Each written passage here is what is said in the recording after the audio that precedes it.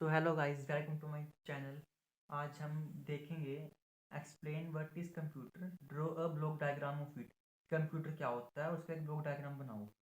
A computer is an electronic device. जो हमारा computer है एक इलेक्ट्रॉनिक डिवाइस होता है which is use for data processing. हम इसको डेटा को प्रोसेस करने में यूज़ करते हैं। It is a device which can read and right. ये एक ऐसा डिवाइस है जिससे हम रीड एंड राइट कर सकते हैं।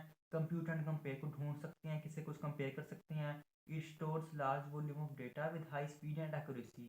इससे हम काफ़ी ज़्यादा जो लार्ज वॉल्यूम डेटा है उसको हम स्टोर कर सकते हैं, वो भी हाई स्पीड में एंड पूरी correct. It works on the instructions given to it. ये उन इंस्ट्रक्शंस को फॉलो करता है जो कि यूज़र देते हैं, जैसे कि हम। इट्स वर्किंग इज ऑटोमेटिक, ये ऑटोमेटिकली काम कर देता है।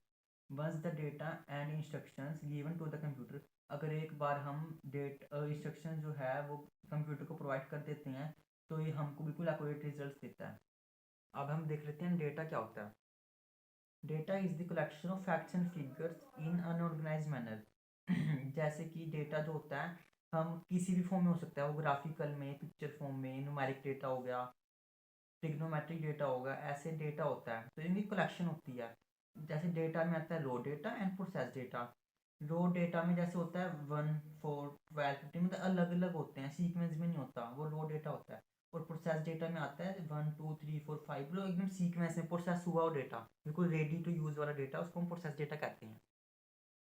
अब हम देखते हैं एप्लीकेशन एरियाज ऑफ कंप्यूटर की। जो हमारा कंप्यूटर है ये कहाँ कहाँ यूज़ होता है। It is use in education institutions. जैसे एजुकेशन में आप अगर कॉलेज जाते हो तो वहाँ पे जो भी सिस्टम्स वगैरह होते हैं वहाँ पे यूज़ होता है, रेलवेज में, एयरवेज में, रोडवेज में, मेडिकल फील्ड में। जो हमारा डेटा है वो स्टोर होता है, space technology, Indian army, digital marketing. मतलब कहीं ना कहीं हमारा जो डेटा है हम स्टोर करते हैं उसको।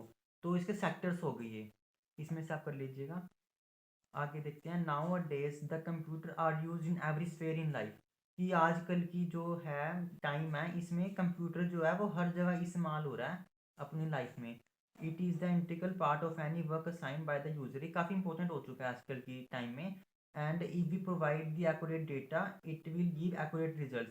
अगर हम इसको सही जो है वो डेटा प्रोवाइड करेंगे तो ये हमको बिल्कुल सही रिजल्ट है, जो आउटपुट है वो प्रोवाइड करवाएगा। And if we provide wrong data it will gives us wrong results. अगर हम इसको रॉन्ग इनपुट कर देते हैं डेटा तो ये हमको आउटपुट भी गलत ही देगा।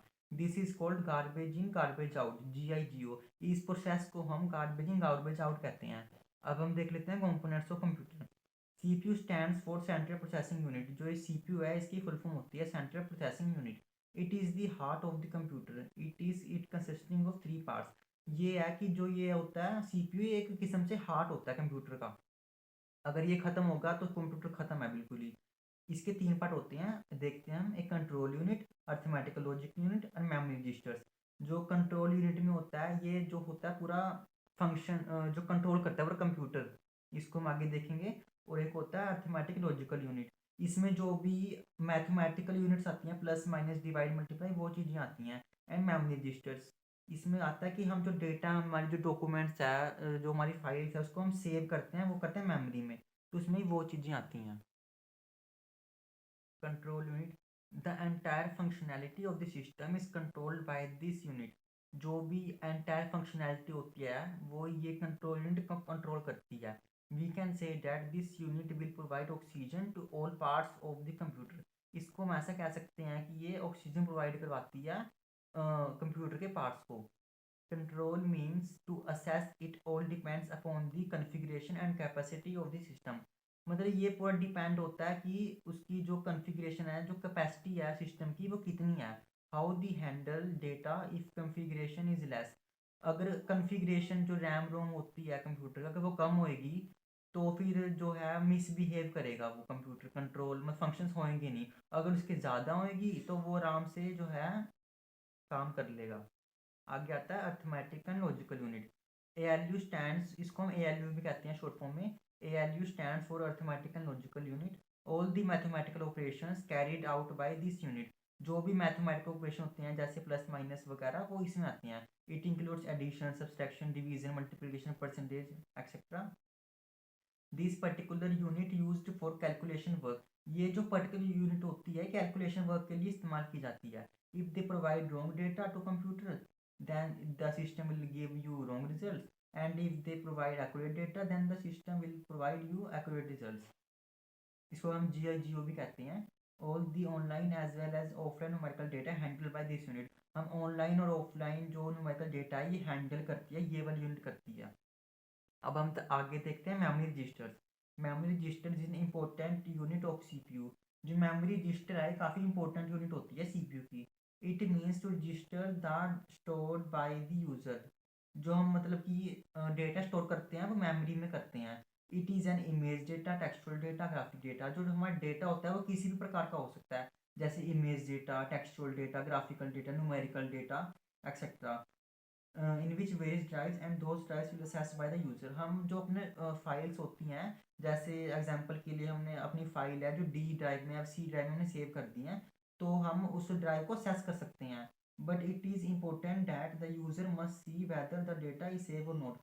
पर यूज़र को ये भी चेक करने का ज़रूरी हो जाता है कि अपनी कंफर्मेशन के लिए जो हमारा जो फाइल है, डॉक्यूमेंट है, वो सेव भी हुआ कि नहीं हुआ। आगे आते हैं इसके फीचर्स ऑफ कंप्यूटर की। जो कंप्यूटर है उसके कौन कौन से फीचर्स होते हैं।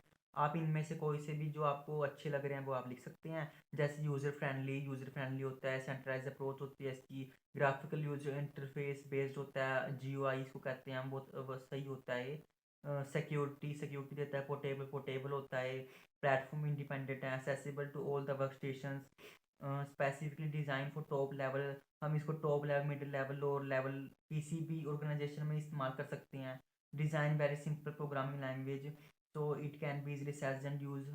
जो ये डिज़ाइन किया गया होता है काफ़ी सिंपल है, प्रोग्रामिंग लैंग्वेज में किया गया होता है, तो बंदा इसको ईजिली असेस कर सकता है और यूज़ कर सकता है। It is processing machine dependent on the user how to access. ये पूरी एक मशीन होती है, पूरी डिपेंडेंट होती है यूज़र की, यूज़र के ऊपर डिपेंडेंट होती है। यूज़र की इसको वो होती है कि यूज़र इसको कैसे सर्च करता है। फीचर्स इसके आप ये लिख सकते हैं। आगे इसका ये ब्लॉक डायग्राम है, कंप्यूटर है, ये CPU है, ये माउस है, ये कीबोर्ड है। आप अपने पेपर में इसको ऐसे लिख सकते हैं, तो आपको पक्का 16 मार्क्स का अगर क्वेश्चन आएगा तो आपको पक्का 16 मार्क्स अगर नहीं भी मिलते तो 14 या 15 तो आपको मिलेंगे ही। तो आप इसको ऐसे कर सकते हैं। अगर आपको हमारी वीडियो है जो वो अच्छी लगी हो, और अगर आप ऐसी ही वीडियोस आगे और देखना चाहते हो तो हमारे चैनल को लाइक और सब्सक्राइब जरूर करिए। Thank you.